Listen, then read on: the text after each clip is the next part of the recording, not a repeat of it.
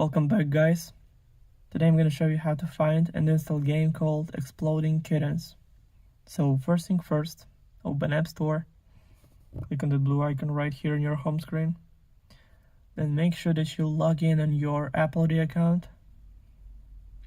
Then click on the search button right here. And in the search bar, typing Exploding Kittens and go search right here. Then scroll down a little bit until you find the game. So click on that. Now it's cost for $199, so just click on that blue button. Then to confirm purchase and installation, use Face ID or Touch ID or password from your Apple ID account. So it's all done. The game is 240.8 megabytes. Also, all links will be in the description of this video. Hope you guys enjoy.